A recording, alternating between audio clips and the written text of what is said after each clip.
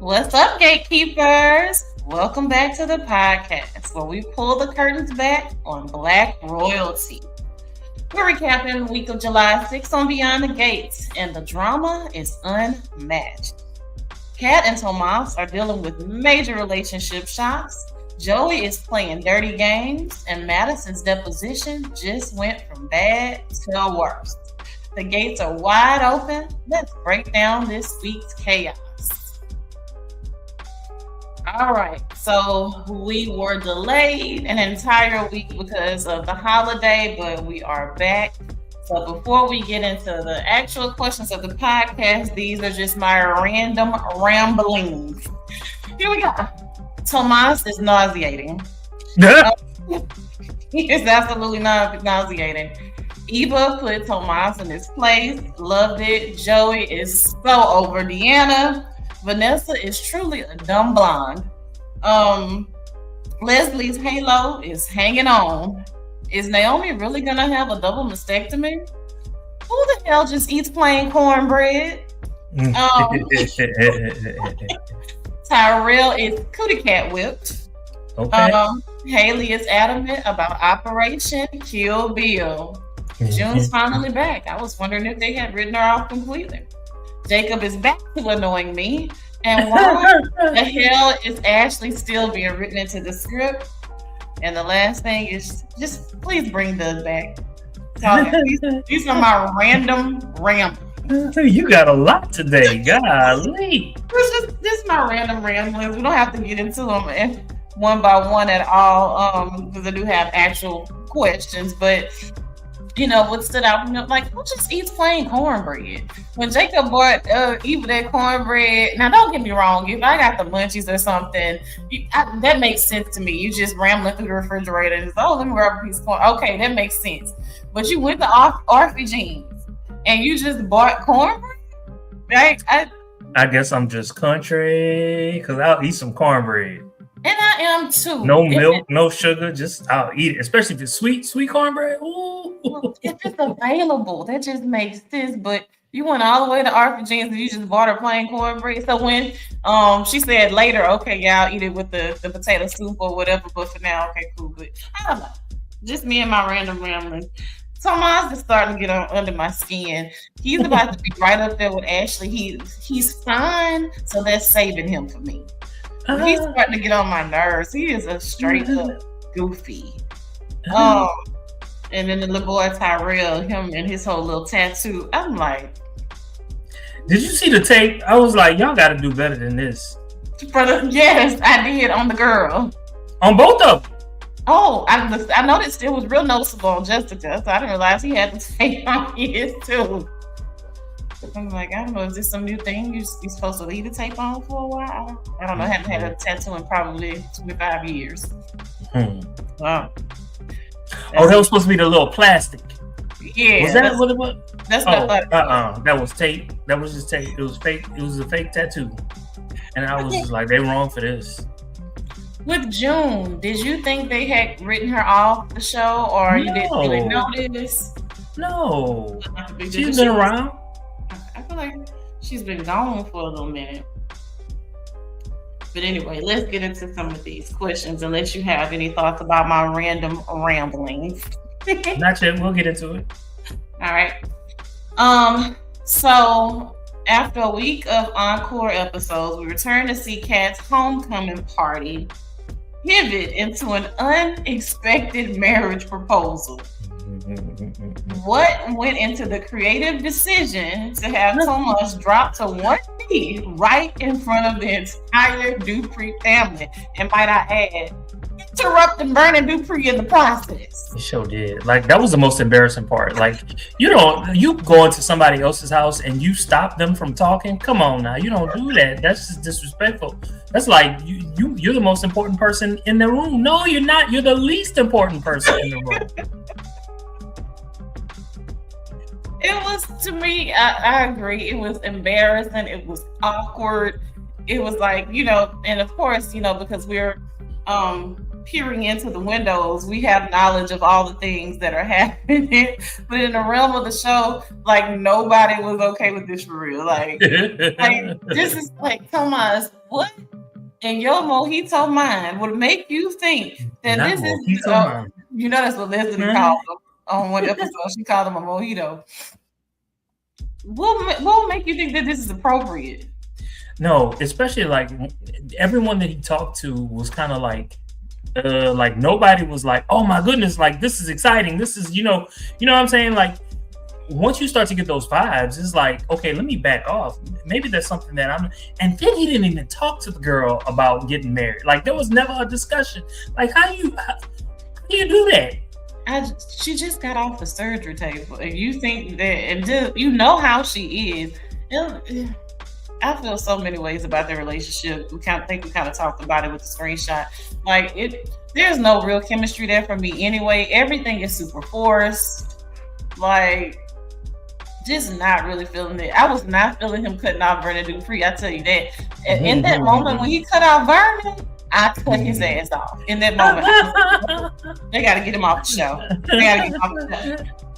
I mean, even in Spanish culture, I'm assuming a whole lot because I don't know a whole lot about Spanish culture or Hispanic culture. But you like your elders are like most important. You ask for permission. You ask for you know what I'm saying? Like you do all of those things before you just interrupt. Nah, that's just. And out of all people, if you'd have cut off Ted, that'd have been one thing. It still would have been in poor taste. But you cut off the patriarch. And I do mean it was abrupt. I was like, oh, this is raunchy and raggedy. Yes. And technically, he didn't know. I mean, yes, we know that Vernon knew, but it wasn't a situation where Tomas talked to him and said, hey, these are my plans. You get up. Yeah. Yeah. That was, it was awkward. I felt awkward. This is me watching it. Like I know that they setting this up to make it seem like he about to propose, but they not really finna do that. They're not gonna do that because in my mind they weren't gonna do that. I was like, they're not finna do that. Oh shit, it's really happening. Now to go back to your original question, what would possess them to do that?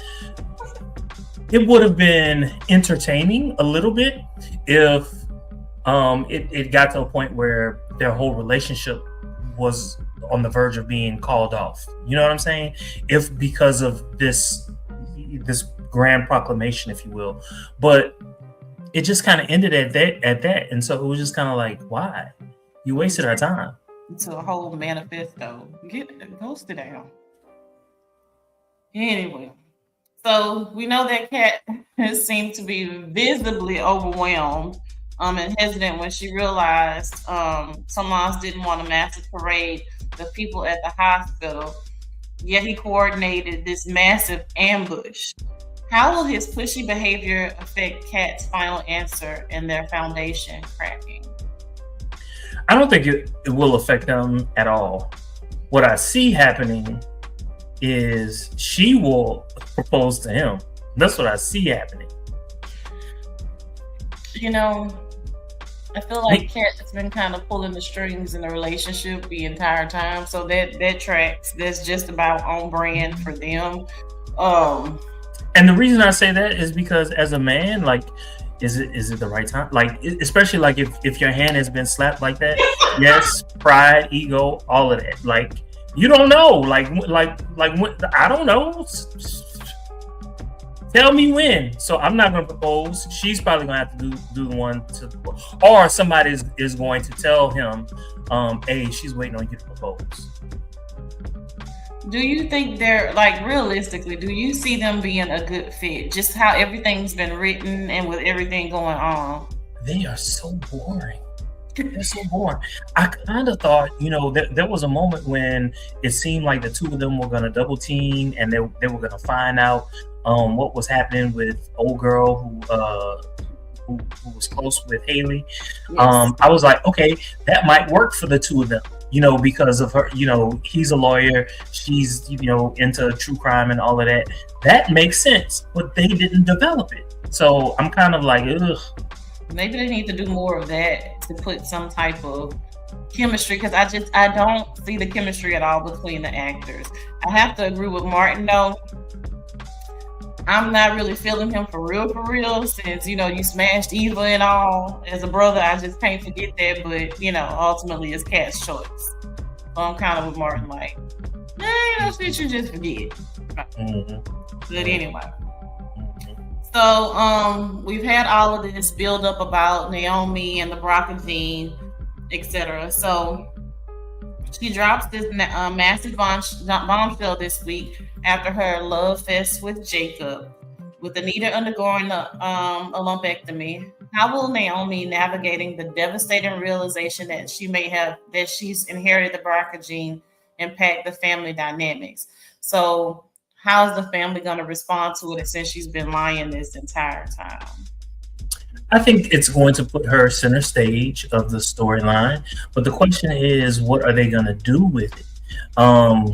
They've kind of built it up, but what are they going to do with it? It's kind of like this storyline with Tomas asking Kat for marriage. They built it up, but they're not doing anything with it. So like they've got to be smart about it.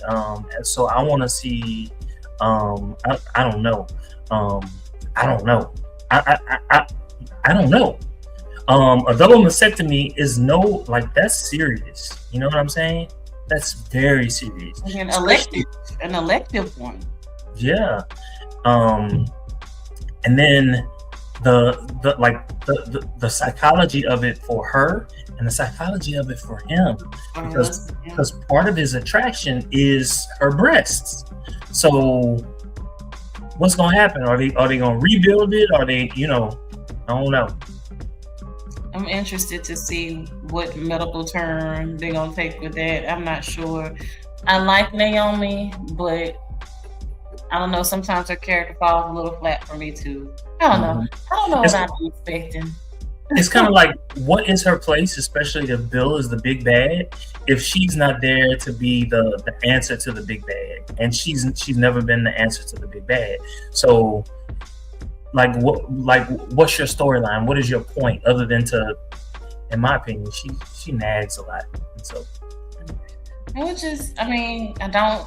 Absolutely beautiful girl, and I don't think her acting is bad. It's just like you said, like her storyline. Like, what are you doing? All right. So speaking of Bill being big bad, Madison's deposition takes place this week, and we see their arch nemesis on the other side of the table, and all of the back and forth. And then what we see is Bill ultimately kind of has a health scare. So what are your just overall or general thoughts, if any, about Madison's deposition and Bill's health scare? Well, first, okay, because I have been deposed before. She broke a couple rules. It wasn't major. It was just minor. When old boy, I can't remember his name, when he was asking her questions, she gave too much information. Well, you're just supposed to say yes, no, even if it's gonna sound bad, yes, no, and just leave it at that, and let Bill come back and clean it up. But she ain't do that. So that part of my brain was just like, oh, you fucking up. You just fucking up. You're fucking up. And then the fuck up wasn't her, because the fuck up was Bill. Because well, that wasn't part of your question, I don't think. Okay. Bill, by the way, that was not great acting from Bill, as far as I'm concerned.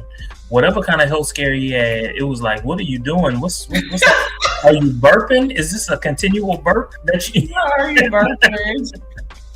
That's what it looked like to me. Like he was just burping. So they got on your nerves. I ain't care for that. And you know what? Old boy, the white guy, he seemed to be the most concerned for Bill out of everyone. Like, you a weasel, but you still got a heart. Like, because, I guess it's one of those things to where, okay, yeah, we were cool or whatever, but at the same time, in the craft, everybody respects, a good match, right? And so to see Bill kind of fumbling over his words, and that I can see where that would be alarming or concerning, because we used to be friends. And so I was taken aback just a bit, but then I kind of was like, okay, this makes sense. It's not completely heartless. Because this is no longer fun if I don't have a worthy opponent. Mm-hmm. I just, yeah. I was hoping that you, and you still may, we're going to get your courtroom scene, but this is the closest to any lawyering that we've actually gotten in the show.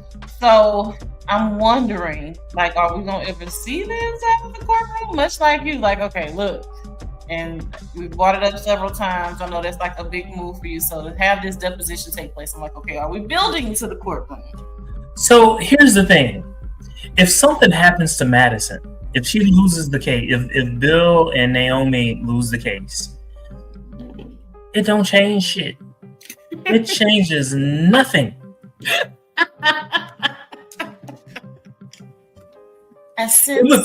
It would be something else if they brought her mom along, and you see the energy between her and her mom, and it's fireworks and da da da da da.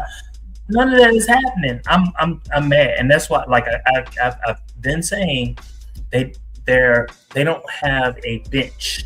You know what I'm saying? They don't have a bench of people that they can bring in to add those dynamics. They're constantly relying upon their A team. All of the main players to do whatever it is that they need to do. But they don't have a C and D bench, if you will, that they can bring along to add those dynamics that are needed in order for us to care. So just lacking those layers. I understand. Like, there was a lot of things happening, but nothing all at the same time. I don't know. I feel like this week, I don't know, perhaps just me. So we have Joey Armstrong, who's completely annoyed by Deanna's presence. I feel like he sees the writing on the wall. So why does Deanna's sudden quote unquote kindness freak Joey out so much? And how does the apparition of her deceased father, Doug, continue to guide her vendetta? So it's a complete 180. Like you can't go from this to this in a day or two and expect people not to like kind of question it or wonder, what the hell is going on. And I thought that was quite intuitive on Joey's part to bring in Randy to kind of figure out what the hell is going on. And the first thing out of old girl's mouth was, I don't trust him. What you think Randy gonna do? I'm gonna run back and tell that. But you know what I thought was gonna happen? I thought Joey was gonna suggest that he should, like get into some type of relationship with her. And I was just like, ooh, that's kind of creepy. But I think I would have liked it. Which brings me to my earlier statement of Vanessa being your stereotypical dumb blonde. First of all, this is your child, right? Then it's a mother-daughter relationship. Are you really that dense to where you just didn't see this abrupt transition? Like, you don't find any of this odd at all? Or even if I came off the dumb blonde, cliche, leave that alone and just say a mother's desperation to kind of have her child around or whatever, you still don't see it? I think she does. Okay, so this is my thinking. I think she sees it. She just doesn't want to say it.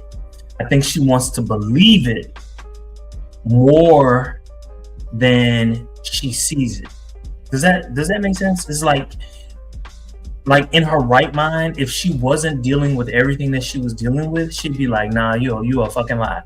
But because there's been so much strife between the two of them, she wants to just kind of bury it. She wants to believe in the best, I think. Which would be right on brand for Vanessa for all the decisions that she makes. So that tracks. Now, with the whole Joey deciding to put Randy on the case, so to speak, as it pertains to Deanna, was this a power move or was this a bad move altogether? given the history between Randy and that family? I don't think it was a bad move. It's a complicated move, especially if and when Deanna tells her mom, that she's talking to Randy.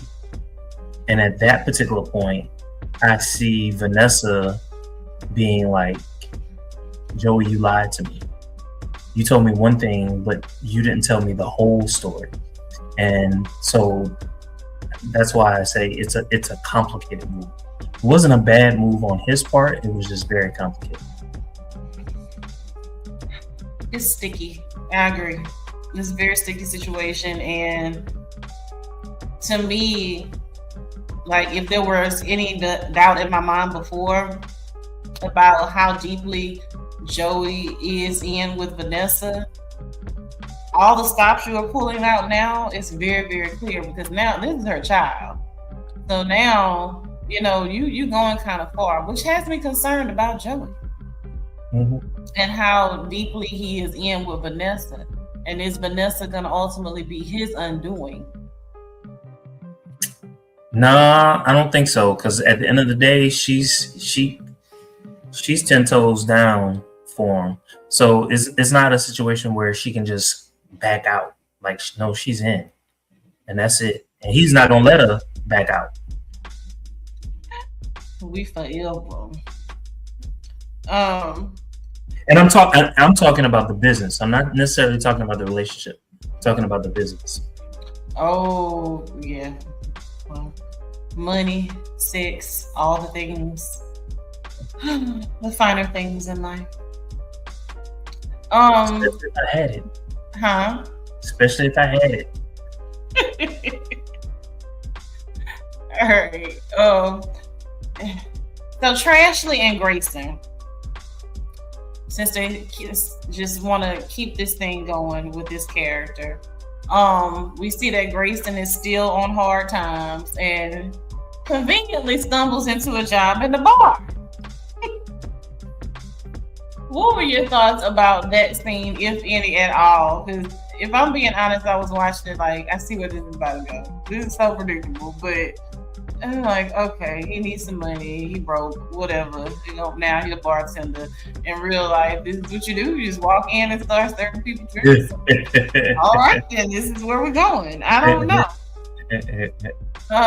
But your thoughts about that overall scene, and just your predictions. I feel like we may have talked about it before.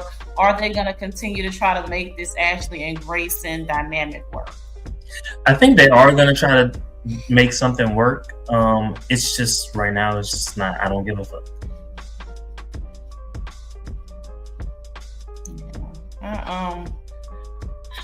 For optics, and this is one of the things you kind of mentioned before, I think they are going to keep him around despite my irritation, because who the fuck am I? I genuinely think they are going to keep him around, but my goodness, even if they kept Grayson and took Ashley off, that would suffice for me. But hey, no one's listening. Leslie is still hanging on to this halo.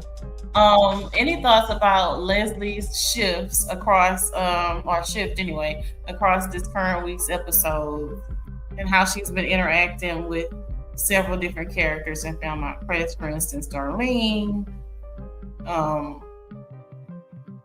Kat, several different characters. I was quite happy. I was quite surprised. And I felt like, at least for the sake for the time being, I think that it was very, very nice, because what it allows her to do is it allows her to build relationships with these people so that eventually she can come back and stab their ass in the back. So I love it. It's the long game. Mm-hmm. Between my Shanice's aunt, who's the new chief at the hospital, Mm-hmm.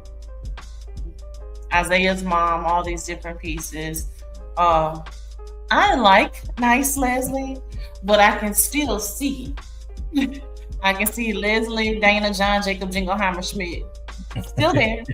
Still thriving, still strong, wishing a wood is there.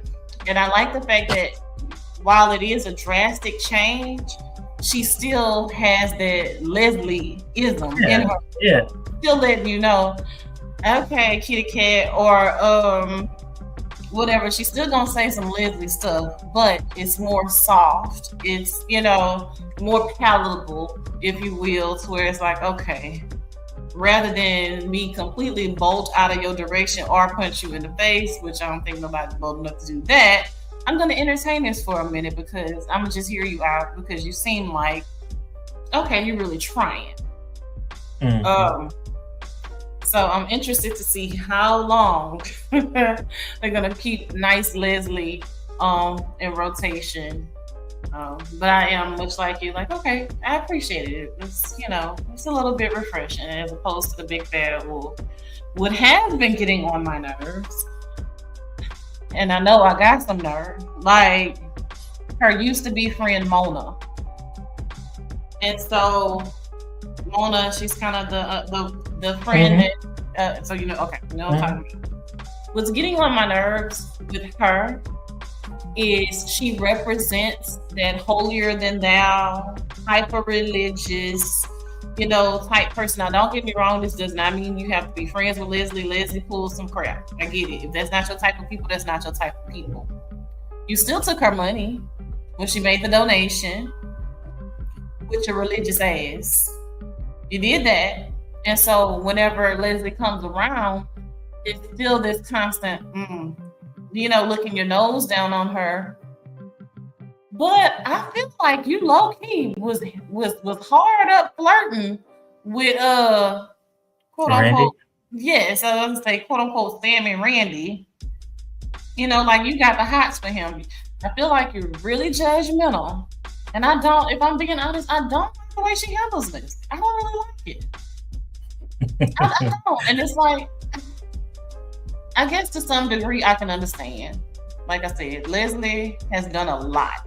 If that's not your type of people, but I feel like Mona goes the extra mile to try to like beat her over the head with her mistakes. I don't know. So here's the thing, it's been a year, and after a year of knowing the situation with this particular person, dealing with this particular person, everyone else is moving on and you're still holding on to whatever, like at some point let that shit go. Let it go. Just let it go. Like you, so my golden rule, I ain't gotta like you, but I can still talk to you. Because there's a lot of people I don't like that I talk to, and they don't know that I don't like them. It's a superpower. Same. You will never know. But case Sarah, I guess. To say that this week's episodes came off the back of a week-long break. Mayfair to 10. How did you feel about this week's episode? 5. 5. Elucidate, elaborates. And I kind of already did. Like most of what I said was these storylines are not developed. And to say that it's the summer and this is like the moment where you've got to grab people's attention because you got it, right? You think about all these teenagers that need something to watch, that they're watching with their grandparents, all that, you know what I'm saying? And what excitement are you giving them? You're not giving them anything. You're not even giving them sexy people. You know what I'm saying? Give me sexy people in bed and, like, no, you're not doing it. They're not doing it. So I'm not going to Mayfair it, which it came dangerously close. The reason that I did Mayfair it is because it was laughable to see Thomas's proposal. That made me laugh. I chuckled, and I also put my head down because it was stupid and awkward. There's that. They didn't give Jacob too many speaking parts, so I appreciated that. For that. What was it? Naomi's reveal of the BRCA gene to part of her family just didn't quite land. You know, for me, it didn't really do anything. I didn't feel a whole lot of emotion behind it. And so I'm not going to give it Mayfair, but it's probably like a 4 for me. And also to your point, like the storylines were kind of flat.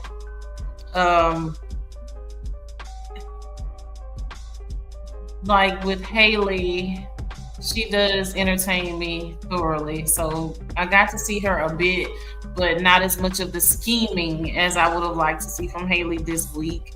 And I guess that's writing. You got to kind of balance things out. I'm not a writer for a soap opera, whatever. But just to say that, I think for me, why it's a 4, I waited a whole week and this is what you gave me. And so more than anything, I think I would probably have leaned toward maybe a 6 if it hadn't been a week off, you know. But to take a week off and deliver this, I was just a little bit disappointed. And so didn't have a ton of questions, really fighting for something to talk about because, I mean, there were pieces, you know, to discuss, but nothing that was like, oh my God, I cannot wait. You know, let me log on early. And yeah. So felt very flat for me. I think this is probably the lowest rating I've ever given Beyond the Gates was a 4. Yeah, you know, I feel like a broken record. They need to determine what their main storylines are, whatever they are, and everything else needs to revolve around them. And just go through it and then break them down piece by piece. And as one is coming to its culmination, the next one is building. So there's no drop off. There's, you know what I'm saying? There's always like, ooh. That's not what's happening. I don't feel like it was a good use of the crossover because it was a lot of hot, a lot of hype, a lot of ooh. You know, I don't want to miss an episode. I damn near want to watch it live because I just cannot wait to get to the next episode. So I feel like there was so much fire and power behind that crossover that to come to this was disappointing.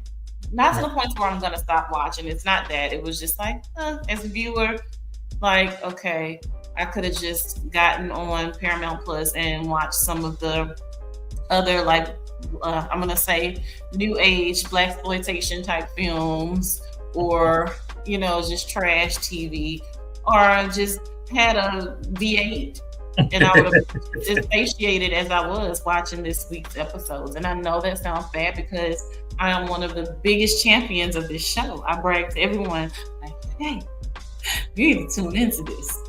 So now I need to feel like I need to text everyone, just a mass text. Yeah. Don't even worry about this week. Just pass me. Don't watch it. Not gonna miss anything. Yeah. You know. All right, so that is my run-on sentence about why I feel this way about this past week's episode. Any other thoughts? No, that's it. That is so sad. All right, guys, thank you for joining us Beyond These Gates, and we will see you guys next time. Do not forget to like, comment, and subscribe. See you later, Royals. We've got questions and we know you have answers, so make love to our senses in the comments. Drop them down below.